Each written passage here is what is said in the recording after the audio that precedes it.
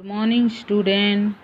आज हम क्लास 7 का 9 चैप्टर का प्रश्न अभ्यास करेंगे, जिसमें पहला है किन बातों से ज्ञात होता है कि माधव दास का जीवन संपन्नता से भरा था और किन बातों से ज्ञात होता है कि वह सुखी नहीं था।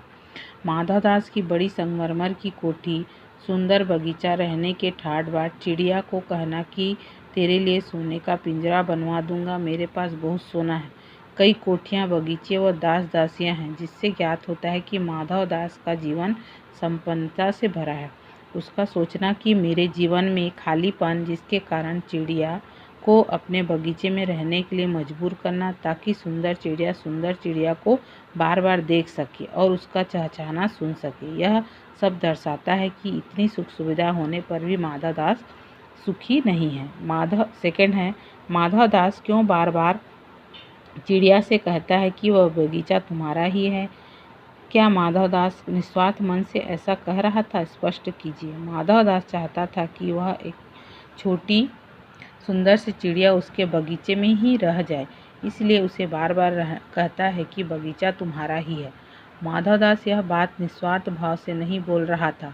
वास्तव में वह उसे बातों में फंसाकर अपने नौकर द्वारा पिंजरे में कैद करवाना चाहता था। वह चाहता था कि वह चिड़िया हमेशा के लिए उसके पास रह जाए। तीसरा है, माधव दास के बार बार समझाने पर भी चिड़िया सोने के पिंजरे और सुख सुविधाओं का कोई महत्व नहीं दे रही थी।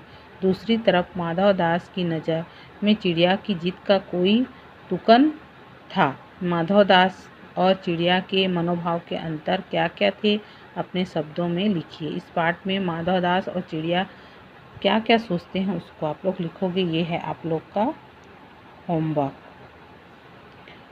कहानी के अंत में 4 नंबर है। कहानी के अंत में नन्ही चिड़िया का सेठ के नौकर के पंजे से भाग निकलने की बात पढ़कर तुम्हें कैसा लगा? 40, 50 या इससे कुछ अधिक शब्दों में अपनी प्रतिक्रियाएं लिखिए। माधव दास चिड़िया को और कई प्रकार के लालच देता है, उसे लगातार बातें करता है। माधव दास अपनी बातों की जाल में फंसाकर चिड़िया को अपने नौकर के द्वारा पकड़कर कैद करवाना चाहता है। चिड़िया को जैसे ही इस बात का आभास हुआ कि माधव दास नौकर उसे पकड़ने का प्रयत्न कर रहा है, तो वह नौकर के पंजे से भाग निकलती है।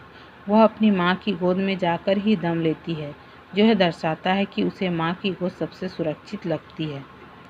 माँ 5वां नंबर है, माँ मेरी बाट देखती होगी। नन्ही चिड़िया बार बार इस बात को कहती है। आप अपने अनुभव के आधार पर बताइए कि हमारी ज़िंदगी में माँ का क्या महत्व है।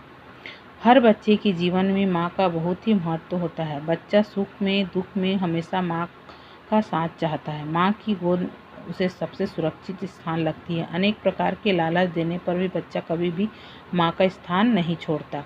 इस कहानी में जैनेंद्र कुमार जी ने भी यह दर्शाना चाहा है कि मनुष्य पशु पक्षी भी माँ का साथ चाहते हैं। जब चिड़िया को घर जाने में देर होने लगी तो बार बार चिड़िया यही कहती कि माँ मेरा इंतज़ार करती होगी। 6 नंबर, इस कहानी का कोई और शीर्षक देना हो तो आप क्या देना चाहेंगे और क्यों? इस कहानी के लिए नन्ही चिड़िया शीर्षक पूरी तरह से सही होगा, क्योंकि यह एक छोटी सी चिड़िया है। स्वभावानुसार थोड़ा बहुत घूमना ही जानती है। जब माधव दास का नौकर उसे पकड़ने लगता है तो वह नन्ही चिड़िया बहुत डर गई।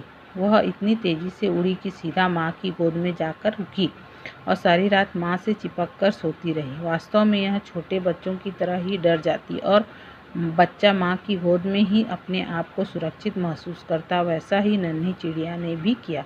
ये हो गया आपका 9 चैप्टर का प्रश्न अभ्यास।